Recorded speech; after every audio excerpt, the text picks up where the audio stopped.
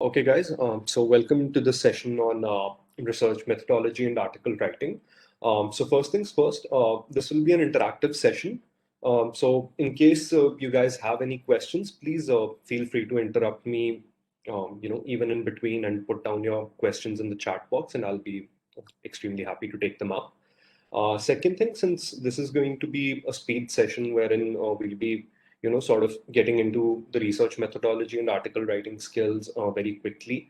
So this is something that it's a very important skill in the IR industry and the public policy industry. So I would request all of you to be proactive in answering questions and, asking me questions at the same time as well. So let's start off. So this session will be divided into two parts. The first part will focus on the research methodology, that if at all we take up any topic, how are we going to research on it? And the second part will cover on how to write an article, right? So what are the tips and tricks to write an article? What are the various formats that we look into when we write an article? So the second part will focus on that, right? So let's move on with the first part, which is the research methodology. Now, in order to research well, there are certain steps that you always follow. But take note of the fact that the research methodology that I'll be laying out today is just one of the research methodologies. There are a lot of research methodologies that exist in the world. However, this is the research methodology that I believe works well for most of the people around the world. And this is something that is taught to us in most of the postgraduate courses in public policy or foreign policy, right? It would be recommended if you guys can take down notes, since it will help you to, sort of streamline it for yourself. Now, first thing, whatever your research topic is, the first thing that you do is that you break it down into keywords. Now, for example, if we take a simple topic such as human rights abuses in Xinjiang, right? Now, in this particular topic, the keywords are human rights, one, then the second is abuses, and the third is Xinjiang, right?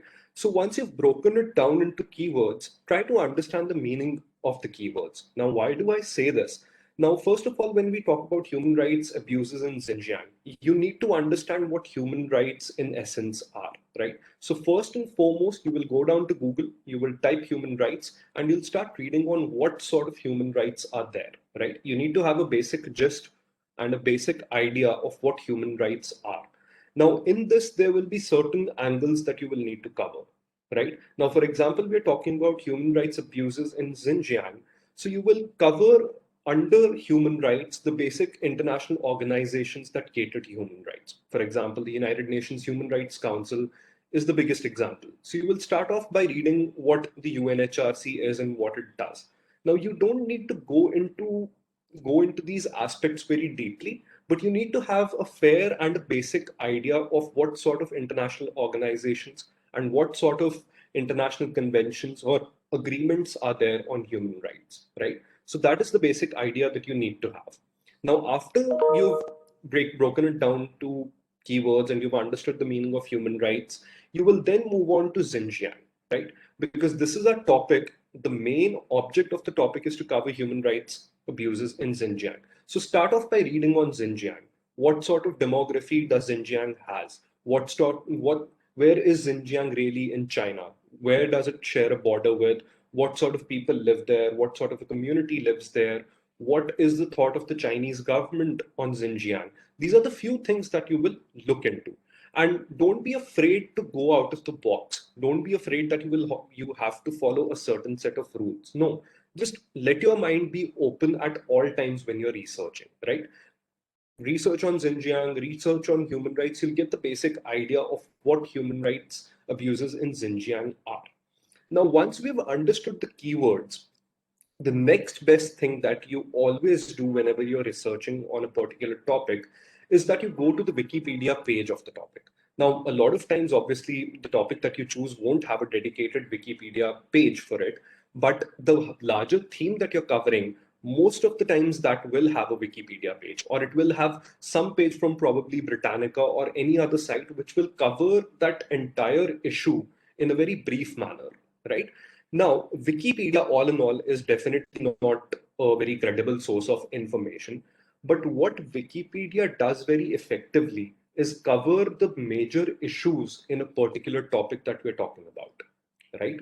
And that is something that is very helpful to us at the very start, at the very beginning of the research methodology. Why? Because it gives us an idea of what sort of subtopics and what sort of divisions in that particular topic or conflict are. So it makes our work easier rather than we going to probably 20 other sources and reading up on the issue and then noting down the subheadings or the subtopics that exist under the larger theme. It always makes sense and it is easier to just go to Wikipedia and have a larger idea of it, right? So that is something that we always do, right? Now, the next step in this particular regard would be to first start off with the history of the conflict or the topic that you're talking about, right? Now, in this case, since we're taking the example of human rights abuses in Xinjiang, you will first and go read about the history of human rights abuses in China, right? Probably just take an article or two and read it, right? It will give you a basic and a fair idea of when the human rights abuses in China started, what sort of human rights abuses have taken place till there right now. And through this, you will understand the policy and the perspective of the Chinese government on human rights, right? So, this is something that I believe all of you will know, that whenever we talk about any particular topic in international relations or public policy, the most important aspect of it is what the government thinks on it. And since we are talking about a domestic issue of China, it becomes all the more important to understand the Chinese perspective on it, right? And once you have the history, you will know that yes, these are my areas that I need to focus on. As they say that old is gold.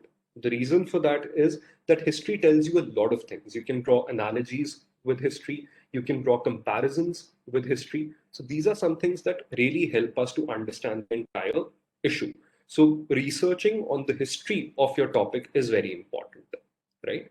Now, once we have covered the history, the next step is to find out the status quo of the conflict or the issue at hand, right? The status quo being what is the current situation, what is the contemporary situation on the same, right? Now, this is the easiest thing to do and the most important thing to do, because when we are talking about, say, in this particular example, the human rights abuses in Xinjiang, try to find out the most recent, news topics and news pieces on the same, because that is something that will help you to write your piece very effectively. You should know what the current contemporary, what the current situation on the human rights abuses in Xinjiang is. We're just taking an example. The topic could be anything, right? So research on the status quo. And in this particular regard, when you're researching on status quo, make sure that you are looking into domestic sources of the particular topic. Now, since this topic relates to China, it would make sense to go ahead and look at the resources from China,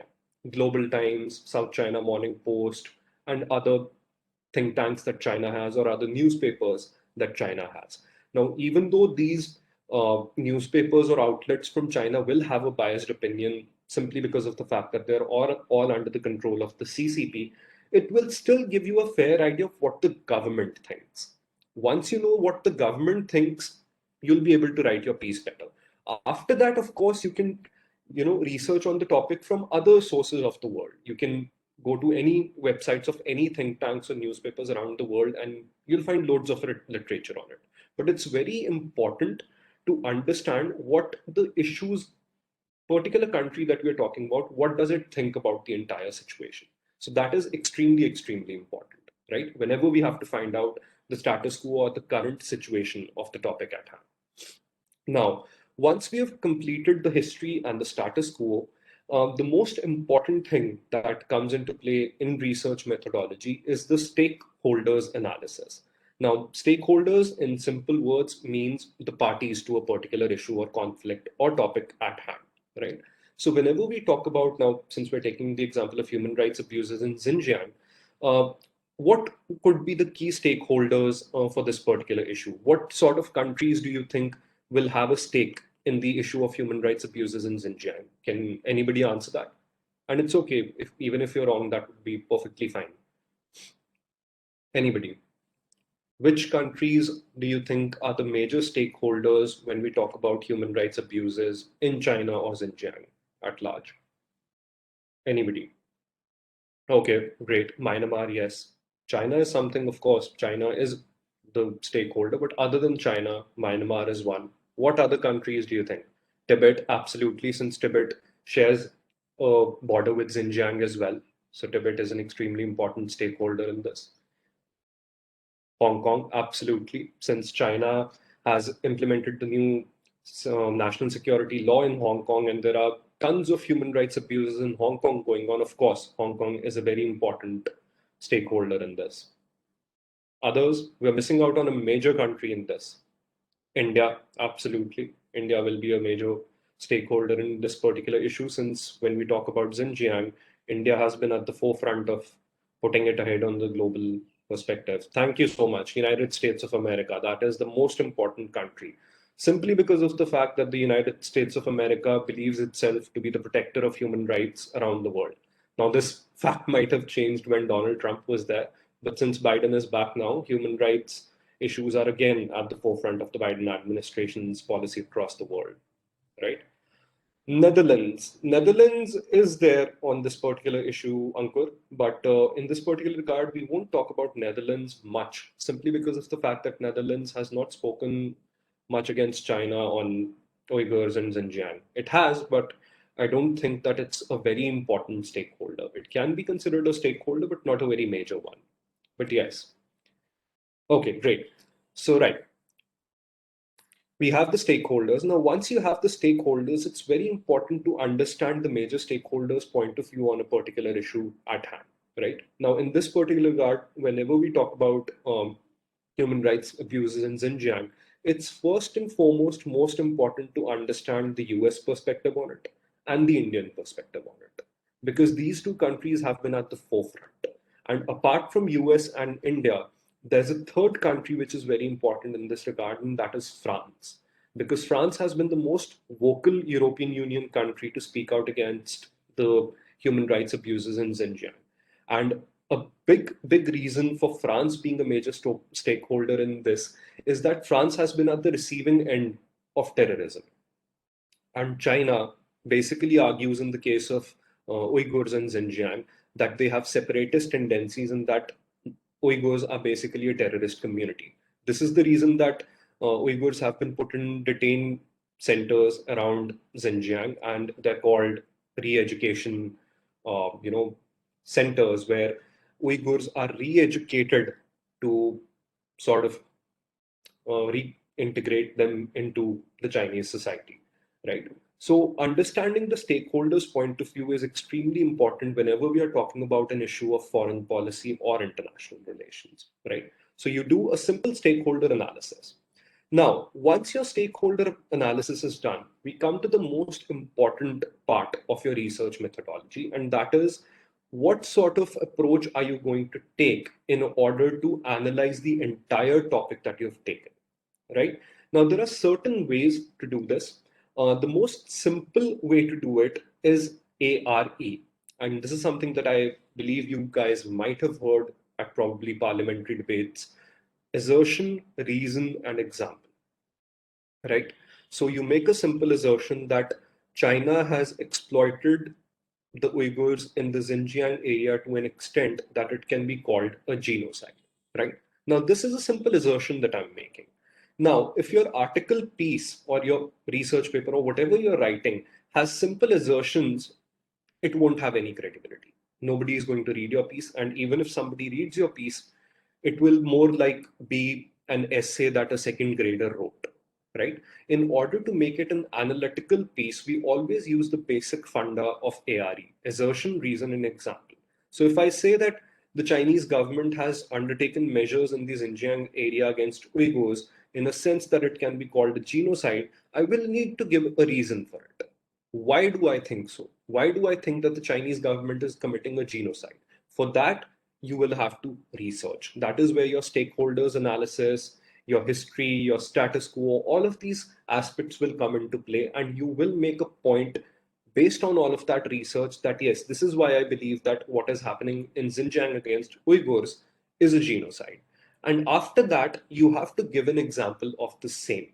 And this example can be in the form of citing a particular source, right? You can cite an IR scholar, or you can cite a particular government official from a major country who says that yes, what is happening in China is a genocide. So ARE is the most simple way to go about analyzing your piece, right? But ARE is more of an argument making tool that we use. Apart from this, in order to effectively analyze the entire topic, there are two sorts of analysis that we use widely. The first one is the spelt analysis, SPELT, spelt analysis.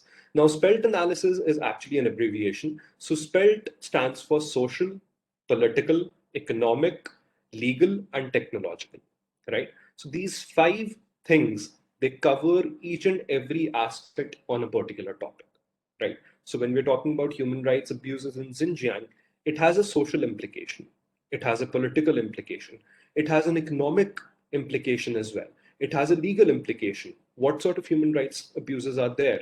What sort of laws is it breaking in China, and what sort of international laws is China breaking when we talk about human rights abuses in China? So that aspect is legal.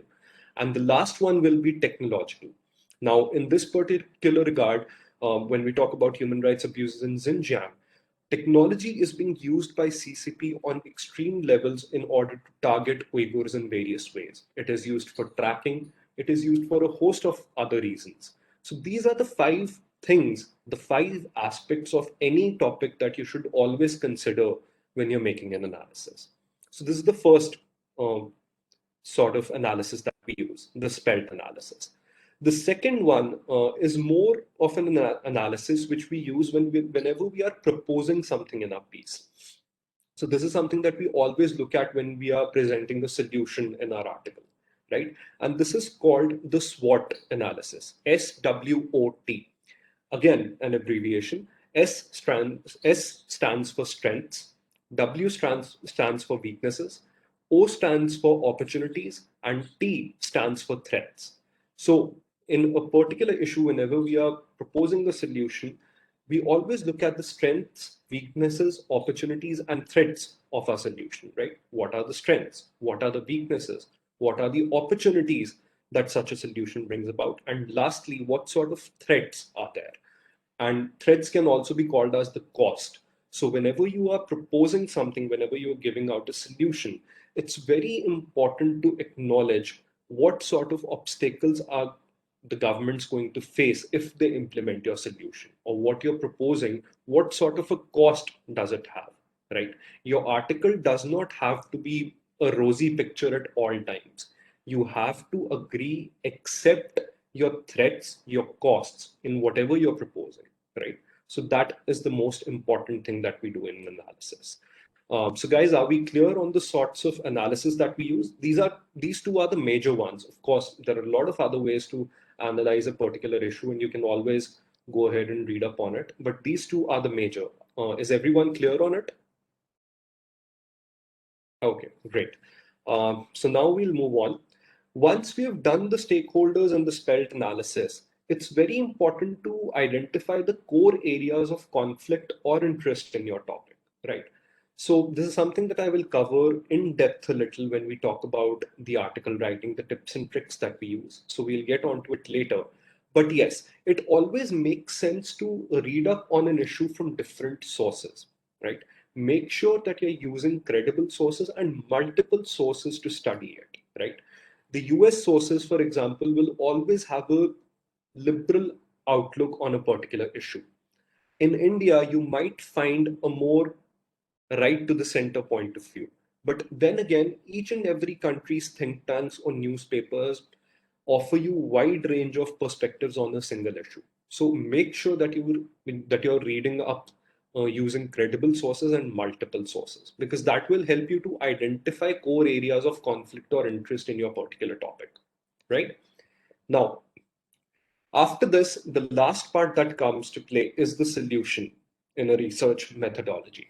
Now, it is often this is something that we're always told in our postgraduate courses, that we are not experts right now in our particular fields, right? We are people who are aspiring to be experts.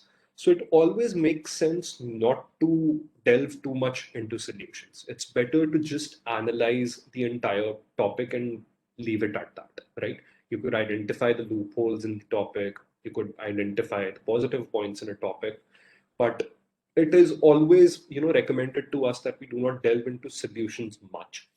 However, this is something that I would disagree with.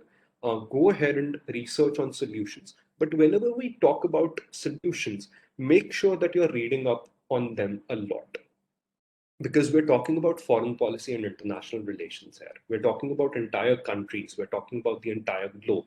So you cannot go ahead and say that, if, let's just say, I'm talking about the Kashmir issue, I cannot just go ahead and say that India and Pakistan should tomorrow wake up and get up and shake hands and solve the entire Kashmir issue. You have to be very realistic. And this is something that I would ask you guys to go ahead with in general, that always keep a practical, a realist view whenever you're talking about any issue. Of course, if you're looking at an article through a particular theory of, say, international relations or public policy, then it's a different issue. Then you obviously look at that article from that perspective, the liberal aspect, the neo-realist aspect, or whatever aspect that you're catering to. But otherwise, whenever you're suggesting solutions, make sure that those solutions are first of all practical and feasible.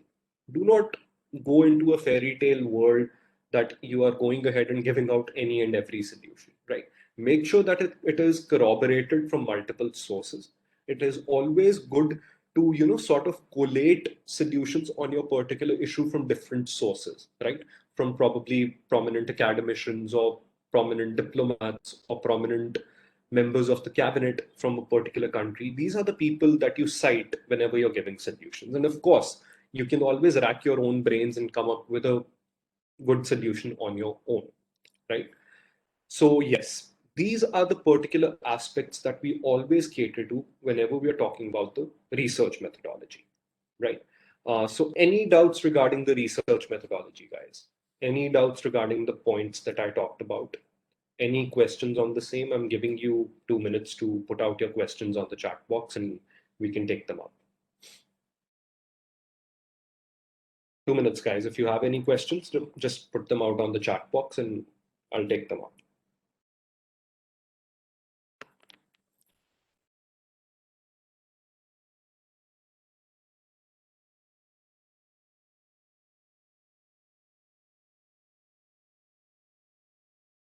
Any questions, guys? If you guys want to verbally ask it, that's also perfectly fine.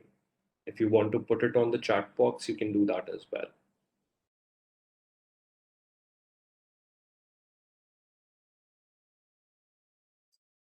Any question you can ask from Bhavdeep, guys?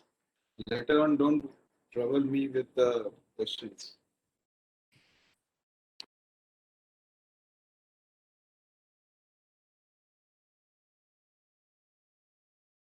Okay, I believe that there aren't any questions, so we'll move on to the second part. Now, I the think second question from Navneet. Sure. He has sent me probably private. Navneet, you wanted to send to the group?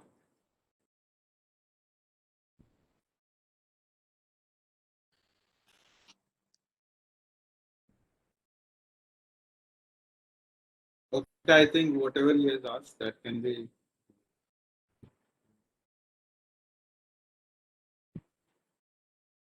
addressed later. So, Bhavdeep, you can go to the next session. Sure, sure. Okay. So now the second area that we'll be covering is okay, some credible sources to read about issues in China. Of course, this is something that I've already ready. So I'll be posting out the major sources that are there in order to read up on international relations and foreign policy. Of course, I'm pretty sure that they won't cover all the sources because there are just so many credible sources in the world. But yes, it will cover the major sources that are there on world politics and specifically on China as well. So don't worry, I'll post them here on the chat box and the group as well in the end, right? So now moving on to the second part, which is the article writing part, that how do you actually go ahead and write an article? Now, whenever we are writing an article, since we are talking about specifically Red Lantern Analytica here, uh, it is always good to go ahead with a good opinion piece or even a research piece. Now, either ways, if you're writing an opinion, editorial, or a research piece, it always makes sense to first look at the sort of word limit that you're going to have, right? So for opinion and editorial pieces, usually the word limit stands between 800 to 1100 words, right? Now this 1100 can of course be stretched to 1200 at max, but yes, that is the acceptable word limit that is there for opinion pieces and editorial pieces, right? Now, as for your research pieces, they can be anywhere between 1500 to say 3000 or even 5000 words, whatever it is that you're aiming for, right? But in this particular regard, I would, suggest all of you to first go ahead and write down short pieces, opinion and editorial pieces. And even if you're writing a research piece, try to keep it under 1500 to 1800 words, right? Because if you start writing longer pieces at the very start, you won't learn on how to be effective in your article writing things. It's always good to write shorter, crisper articles which have a straight point of view and get to the point quickly and snappily. So that is something that we're going to be looking at. So I'll just be outlining the basic idea of how to write an article, right? Now, the first thing that we have to work when we're writing an article is the hook, HOOK. So your hook or the opening idea or the opening statement in your article is the most important aspect of your writing, right? So if your hook is good, now just imagine yourself in the shoes of a layman reader, right? Who doesn't know anything about foreign policy or international relations or public policy, right? So whenever this layman has to read an article, he will first read the first 4 or 5 lines of your article, the hook, as I've stated to you. So if this hook is effective, only then this person will read the entire thing.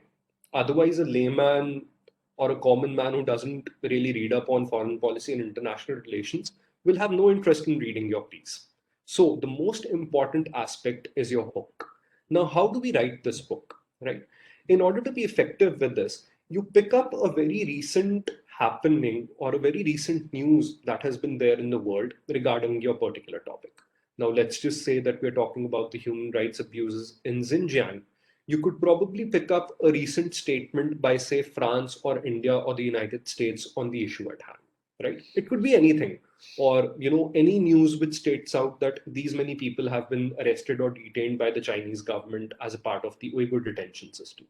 So just pick up a recent news that you feel is very important, right? Use that particular news piece and then build your argument, right? Bring the attention of the reader to the issue using that news piece. It is basically a tool to let the reader know that why your piece or why the topic of your article is important to read and important to understand. So that hook or the news piece that you're using for that hook basically outlines the importance of the topic at hand, right?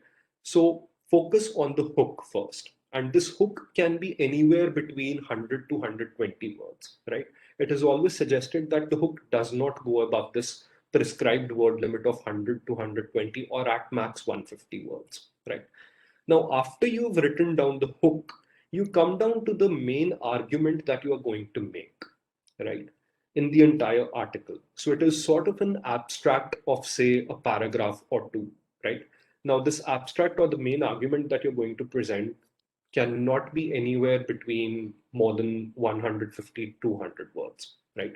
So your opening hook and the abstract or the main argument that you're going to make, all in all, should not exceed 300 words, 300 or 350 at max, right?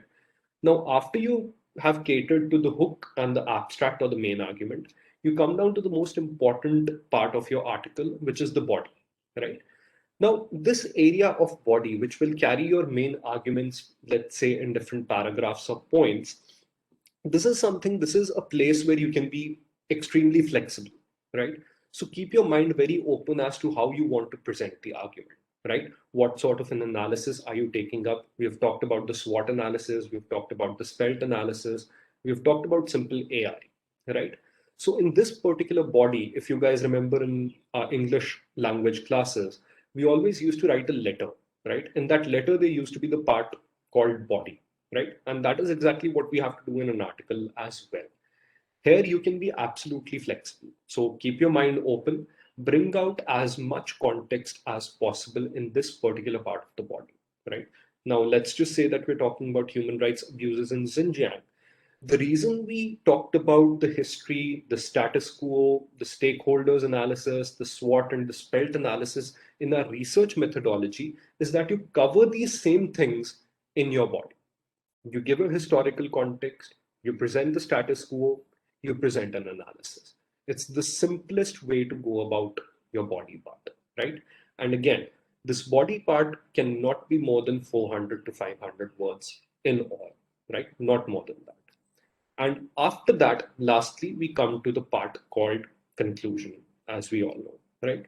Now, in a lot of language writing classes that we attend, even in our childhood and at a later stage, not much emphasis is given on how to write a conclusion, right? But your conclusion is one of the most important things in an article, which will set you apart from being just a simple writer or being an expert. It's as simple as that. If your conclusion is solid, only then will you be considered an expert or even an aspiring expert. This is where the point of giving out solutions becomes very important, right? And even if you're not giving a solution and you're just analyzing the situation, closing down the argument, it's very important to sort of summarize the sort of argument that you have made and draw different connections to it. Now, for example, if you're talking about human rights abuses in Xinjiang, in conclusion, you could probably say that a country like China, which is currently at a hedging in the world, that it is challenging the US-led Western world order, a country that says that we are going to protect the human rights of countries, is going ahead and blatantly exploiting it. You could probably cite different international laws in this particular regard, or you could probably cite Xi Jinping's speeches where he says that we will protect our communities, we will protect the Uyghurs in Xinjiang, right?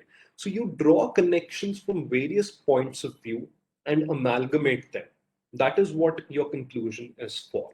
And if you're looking at solutions, now in this particular regard, if you're probably trying to propose that what sort of steps does the Chinese government has to take, or what you as an Indian or a US citizen or as a global citizen would want China to do, these solutions have to be again very pragmatic and practical, right? So make sure that your conclusion takes care of that. And it is always good to use quotes from prominent academicians or diplomats or ministers across the world or premiers of the world of different countries. It's always good to use quotes in your conclusions, right? In order to sum up the entire thing. So these are a few things that you have to keep in mind when you're writing the conclusion, right? So yes, that's it about your article writing. And just a few tips and tricks for effective article writing.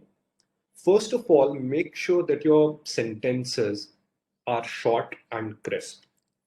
And this is where something I can tell you from personal experience, that being a law student and a humanities student myself, I was in the habit of writing extremely long sentences, 30 words in one sentence, 40 words in one sentence.